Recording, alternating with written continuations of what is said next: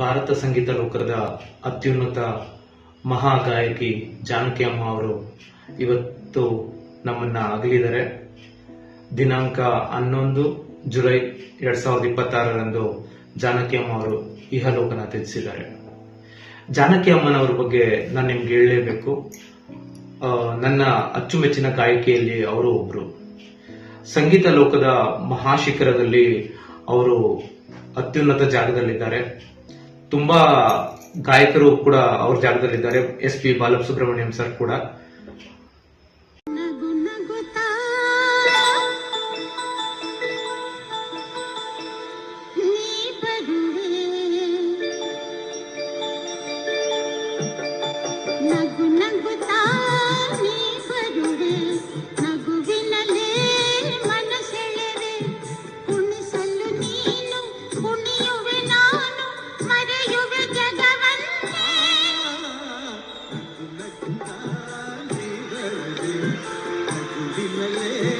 ಮನಸ್ಸೆಲ್ಲವೇ ಕುಣಿಸಲು ನೀನು, ಕುಣಿಯುವೆ ನಾನು, ಮರೆಯುವೆ ಜಗವನ್ನೇ.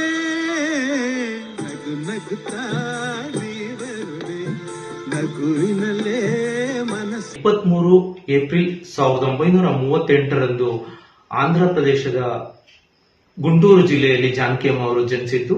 ಮತ್ತೆ ಅವರು ಸಂಗೀತ ಕಲಿಯೋದಕ್ಕೋಸ್ಕರನೇ, ಸಂಗೀತನ ತನ್ನ ಭವಿಷ್ಯದ ಕೆರಿಯರ್ ಮಾಡ್ಕೊಳ್ಳೋದಕ್ಕೋಸ್ಕರನೇ ಅವರು ಇದಕ್ಕೋದ್ರು, ಚೆನ್ನೈಗೆ ಹೋದ್ರು. ಅವರು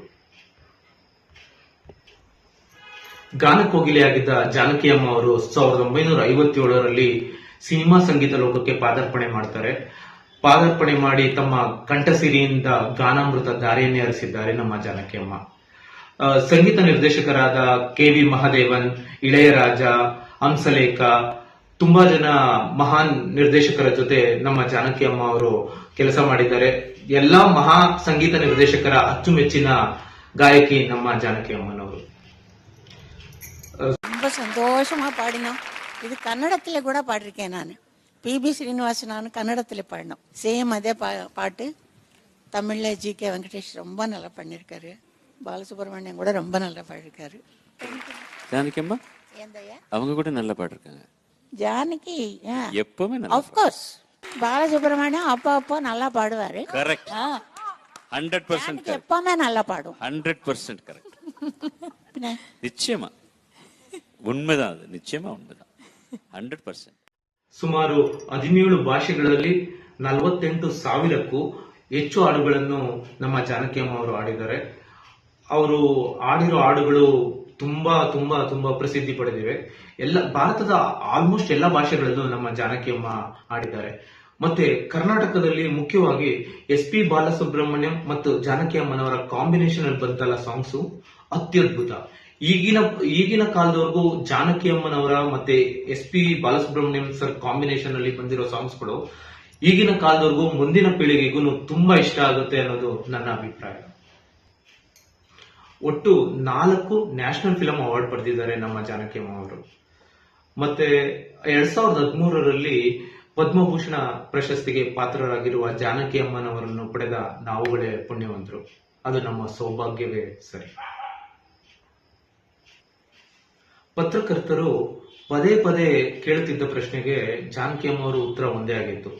ಪತ್ರಕರ್ತರು ಯಾವಾಗ್ಲೂ ಕೇಳ್ತಾ ಇದ್ರು, ನಿಮ್ ಫೇವ್ರೆಟ್ ಹಾಡು ಯಾವುದು, ನಿಮ್ ಫೇವ್ರೆಟ್ ಹಾಡು ಯಾವುದು ಅಂತ ಯಾವಾಗ್ಲೂ ಕೇಳ್ತಾ ಇದ್ರು.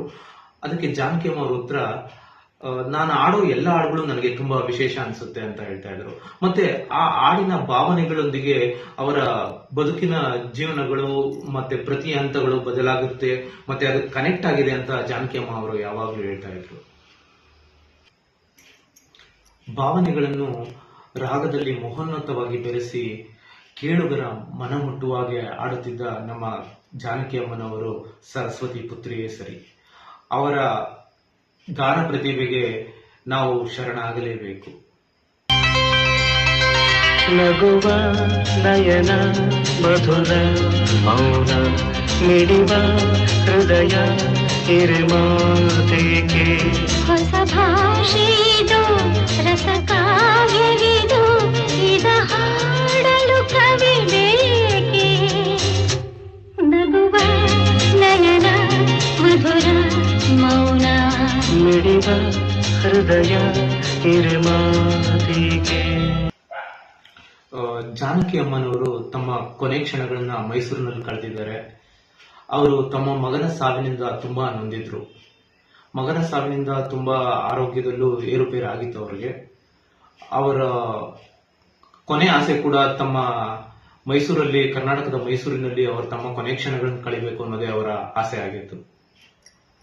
ಜಾನಕಿ ಅಮ್ಮನವರು ದಿನಾಂಕ 11 ಜುಲೈ 2026ರಂದು ಮೈಸೂರಿನಲ್ಲಿ ದೇಹತ್ಯಾಗ ಮಾಡಿದ್ದಾರೆ. ಅವರ ಆತ್ಮಕ್ಕೆ ಶಾಂತಿ ಸಿಗಲಿ. ಸರಸ್ವತಿ ಪುತ್ರಿಯನ್ನು ಕಳೆದುಕೊಂಡ ಅವರ ಕುಟುಂಬಕ್ಕೆ ಭಗವಂತ ಎಲ್ಲ ಶಕ್ತಿಯನ್ನು ಕೊಟ್ಟು, ಧೈರ್ಯವನ್ನು ಕೊಟ್ಟು ಕಾಪಾಡಲಿ. ಜಾನಕಿ ಅಮ್ಮ ಯಾವಾಗಲೂ ಅಮರನೇ. ಅವರು ಸರಸ್ವತಿ ಪುತ್ರಿಯ ವರದಾನ ಆಗಿದ್ದಾರೆ. ಜಾನಕಿ ಅಮ್ಮನವರ ಆತ್ಮಕ್ಕೆ ಶಾಂತಿ ಸಿಗಲಿ.